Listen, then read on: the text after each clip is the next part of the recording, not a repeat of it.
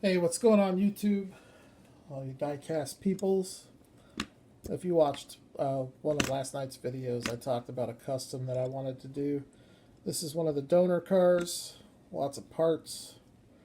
These wheels will be sent for a Racing Champions Bronco lift.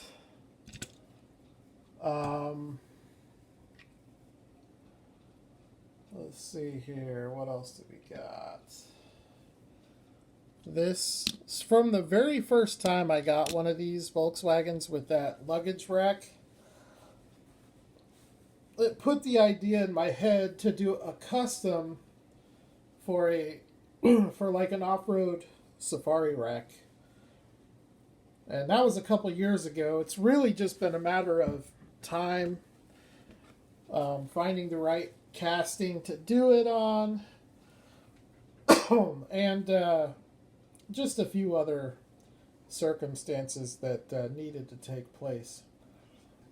Which the last few days I finally decided I'm going to sacrifice the Bronco and this van and this one here. The only reason I sacrificed this is because I have the hobby exclusive, which has the gun in the back.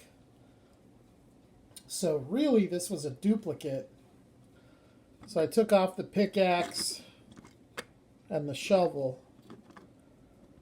Still a nice truck, it's just missing some of the detail. Don't know yet what I'll do with this. May send this off to Custom Farm Trucks as part of him putting some lifts on my Broncos, because I know he would probably find a use for the truck, and if not the truck, I'm almost positive he'd find a use for the wheels and tires. So it won't go to waste. So anyways, before I get into what we got going on there, I found a couple cars today. The new Matchbox multi-pack was out. I do collect Matchbox multi-pack exclusives. If, you know, depending on the casting, I'd say probably half of them are castings that I'll end up getting. But you can rest assured that if it's a JDM casting, I'll for sure get it. So here's a Mazda Mx-5. This is the multi-pack, 9-pack exclusive deco. So I for sure had to pick that one up. The last JDM one that I got was the Toyota 4Runner, which is going to be a pricey. It's going to be a pricey one. These Matchbox multi-pack exclusives can be pretty expensive. So Champion DJK, I think one of the very first trades we did, I sent you an orange Firebird that had the Screaming Chicken on the hood. That was a multi-pack exclusive deco. That's a really hard car to find, and the more desirable castings command some pretty decent money on the secondary market. So, and this is a really cool livery too. It's like an unlicensed, unofficial Golf car. So I picked that up today. That'll go straight into the collection. And then I found I found 8 of these, but I only grabbed 4 because I still have a couple from the last time around. But let's take a look at this. I think I actually don't have this one. I have the original one, the first one that came out with the paint. But this car is so sick. Hot Wheels does a really good job when they want to. And I think the Zamac finish was the right choice for this car. I have the painted one as well from the Retro Entertainment, and also from the main line. But I think for this car, I do prefer the Zamac. So that is pretty rad. think it has the out of time license plate, some taillight deco. And yeah, it's an interesting little car. It's missing a lot of the detail that some of the previous releases have. Like, none of that is colored. And I know some of the earlier releases, there's a lot more detail back there.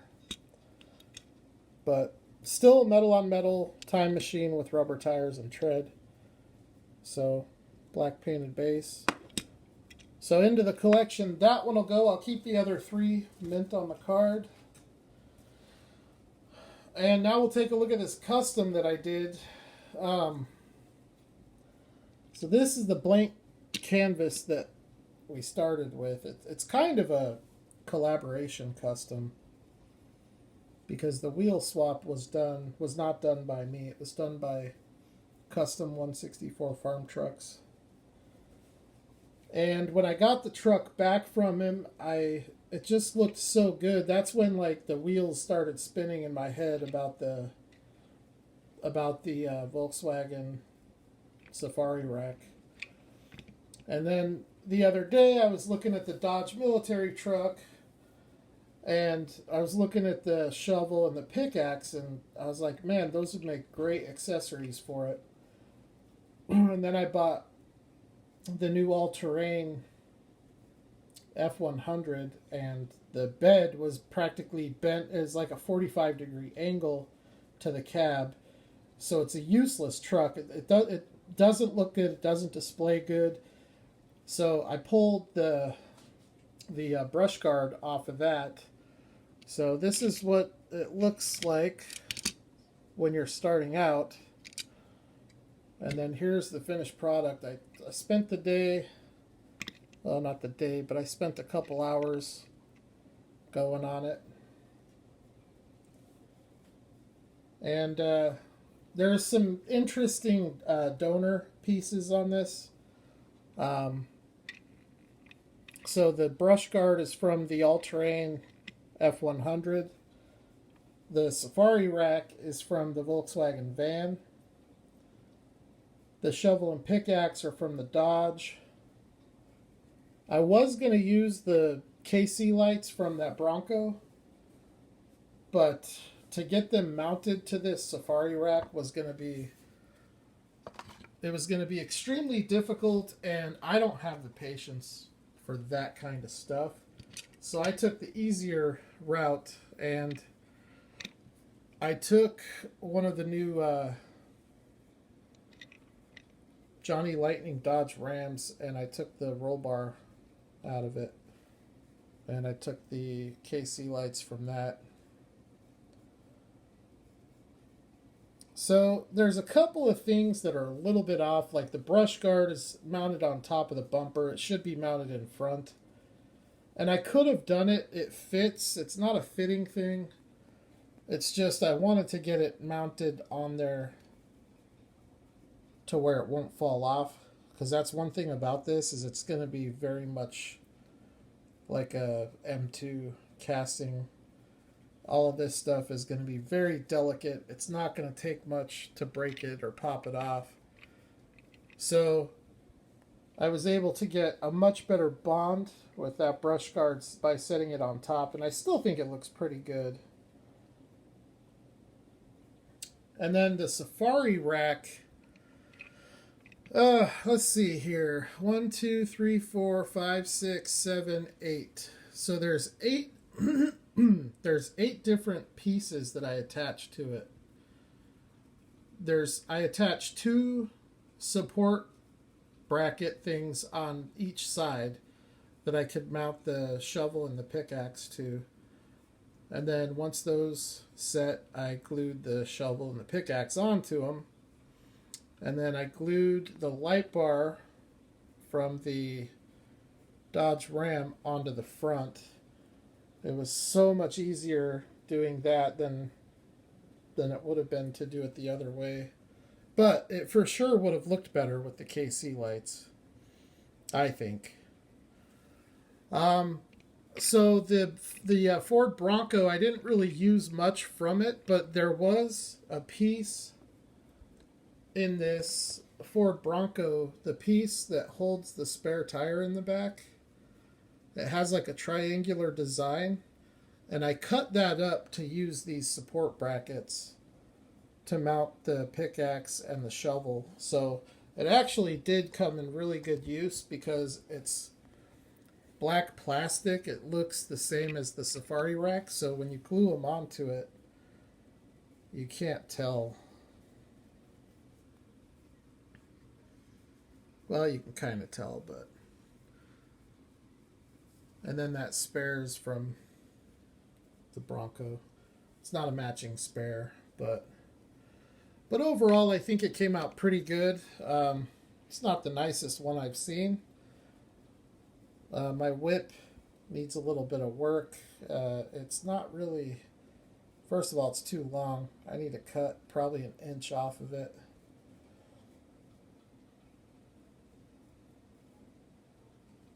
But I think it really does look good, though, for the most part. And it really wasn't all that much work. But I don't do a lot of custom stuff. It's not my forte.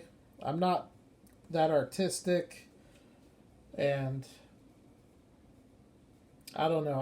I don't have the patience to deal with stuff like this. Like, even with 1 to 24 scale models, I can do them, but that's like the threshold for my patience. Anything smaller than that, I mean, I was using needle nose pliers and tweezers to basically to get all this stuff assembled. It looks kick-ass, though. I really wish that Greenlight would do something like this, either with the Ram Charger, or I wish they would do a 2nd gen Bronco or 3rd gen Bronco, or a square body K5.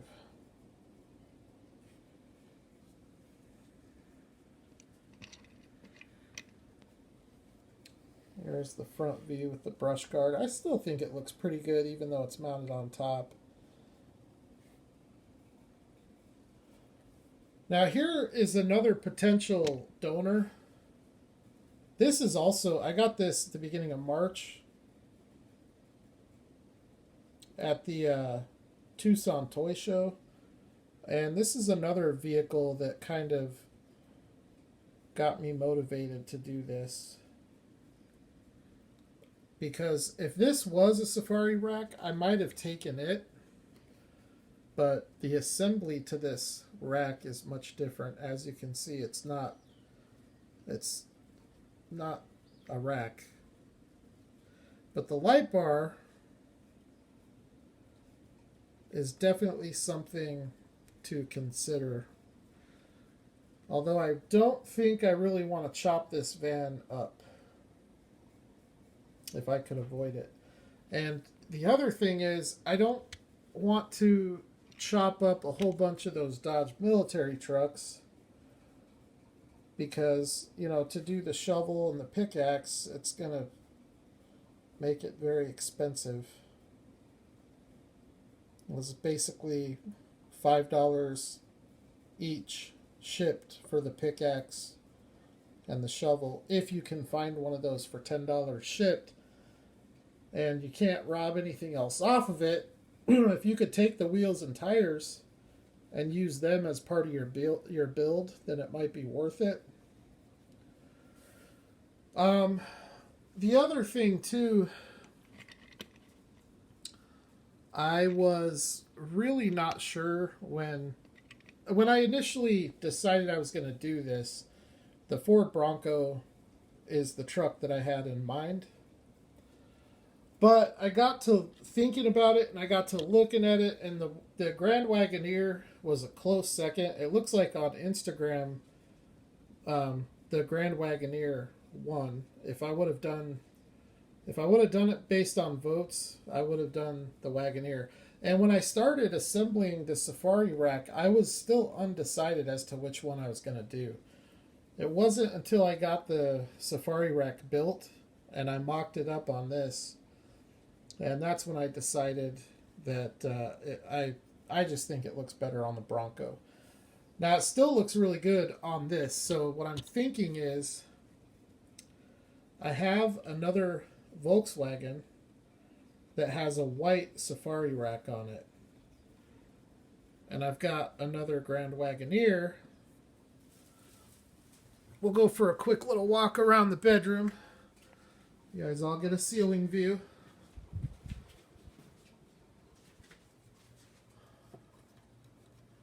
It's got a boat trailer on it right now. And they don't come off as easily as the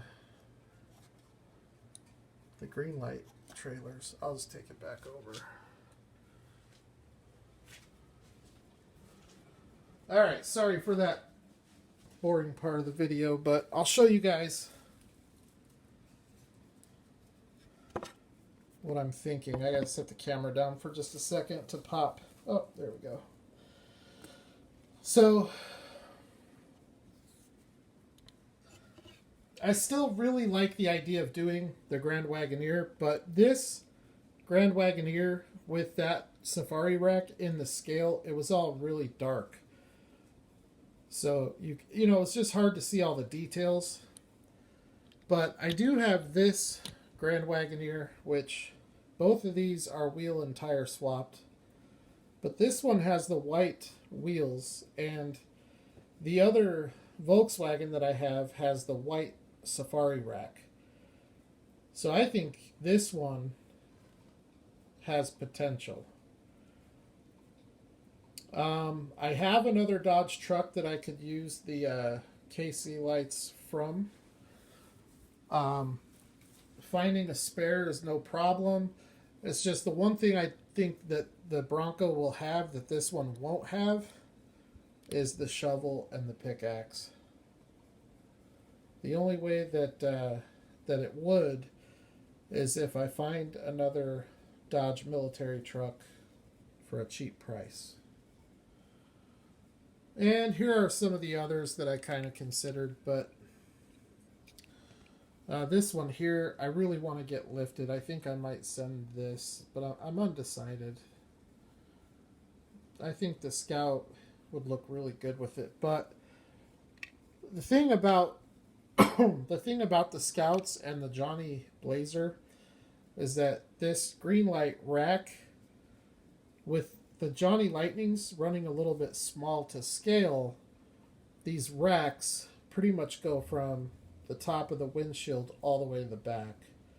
So they're not really proportioned very well for the Scout or the Blazer. But because the Grand Wagoneer is a longer casting, you can definitely do it and make it work. And the nice thing about the Grand Wagoneer is it has the luggage rack, so you can mount the safari rack right on top of the luggage rack. In this case, I just had to glue it down to the top. So, anyways, I just wanted to show you guys the net result of the build. It was actually kind of a fun little build to do. Because I really don't do stuff like this. But pretty awesome to see the difference between a stock and a custom, and it just hopefully these manufacturers stumble across this stuff online and take notice of it, because when you start with something as nice as this, it's not a lot of work to really get it looking good. But these wheels and tires, they're just so horrible. I can't get over it. So, it almost looks like these are two totally different brands of diecast. So, anyways, that's it. I just wanted to show you guys that. So the weekend's over. We're going to get back at it tomorrow. You all don't work too hard. Have a great week. Happy hunting. And I'll holler at you guys at the next video.